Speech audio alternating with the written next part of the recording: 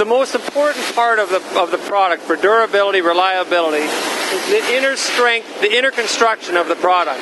In this case here, we're going to take you through step by step of the assembly process. In this case here, the interior construction uses a combination of solid wood and MDF. The outer frame uses all either rubber wood or plywood, or rubber wood or MDF or pine. We use glue and screws. The screws are actually meant just as a temporary hold until the glue dries. You'll see how they're putting the end panels on here, and they will use screws to hold the end panels in place. Once the glue is dry, the screws actually have little purpose, but we still keep them in there just as an extra security measure. But it's the glue is the key to this whole thing.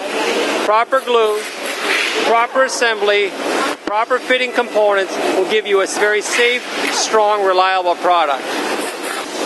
Each of our case pieces, bed, a dresser, mirror, nightstand, tall chest, will have a bottom panel as you see here.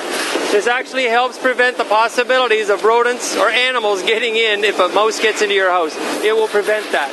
But you will notice it's gone from step 1 to step 2. This is the second step where they're putting in. Each one of these is held in using glue and staples. It is just an added feature that we include on Magnussen Home products.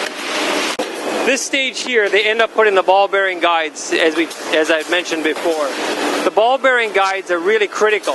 If they're not aligned properly, they will operate very hard to operate. But in this case here, they use a template to make sure that each piece is lined up and spaced properly and adjusted so that it works very easily and smoothly. As the product moves down the assembly line, this stage here, it's now got the ball bearing guides on as we saw before. Now they're installing the top. Again, they use glue and screws, and they use wood blocks inside to make sure that this is securely and safely attached.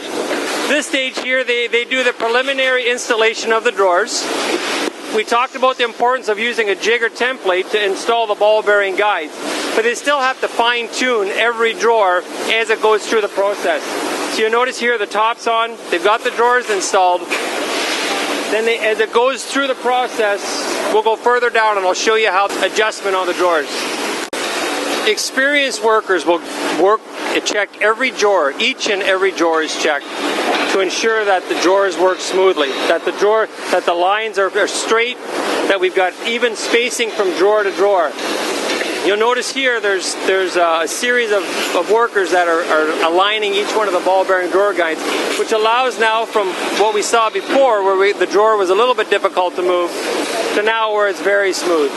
You can see how everything's changed. It's all a matter of alignment, making sure that everything is straight and parallel with each other. The final stage after assembly is sanding. The product has to be well sanded, very smooth, even joints before it goes on to the finishing line. It's all about the preparation at this stage before it goes along. If they don't sand it correctly, they'll never get the finish looking as good as it should. This is all about showing the beauty of the veneer species, the grain that's in it, and that all starts by the sanding process as you see them doing here. They take the time to make sure that everything is smooth, that there is no rough edges, that there's no open spaces or tear out or chip out. This is a very critical part. The next thing I want to point out is our drawer construction. There's different types of means to attach the drawer box, and if you look here, you can see the different wood strips. We use plywood in our drawer boxes, and if you remember, plywood is layers of thin wood, approximately 1 millimeter thick, that are glued together to make a very stable, very strong and durable material. Many companies will take the two pieces of wood and then just join them together using glue and some nails out the back. Magnussen Home, though, takes pride in what they make. And you'll notice here, you'll see these different colored shapes here. These are actually interlocking grooves. This type of joinery is called English dovetail. And you can see how there's a male and female type of joint. It's a very strong, very durable, and when it's fit together, it's almost you'd have to break the wood in order to separate this. The next, you'll notice inside that we actually spray a slight color to the product to give it just a little bit more value. We also put a sealer on here. A sealer gets absorbed into the wood, And what it does is it stops the moisture in the air from affecting the wood in the dry seasons or in the wet seasons. On the bottom of this here, the construction that we use, you'll notice here we're using corner blocks all the way around. We use glue, we use plywood in the bottom, we use glue and also pin nails to hold everything in. This just gives us extra stability and extra strength by putting the corner braces in here. It gives it extra strength for the corners. We're using corner blocks and wood cleats in this area here, which gives strength to the bottom panel, the plywood panel in the bottom of the drawer. But these are, the one thing I want to point out, on the front of our drawers, you'll see there's another shape here. It's got a very angled sides that has a male and female. We call this a French dovetail, where the wood actually slides in to the drawer front.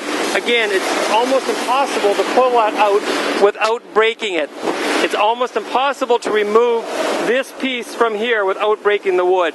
It makes it a very strong and durable construction.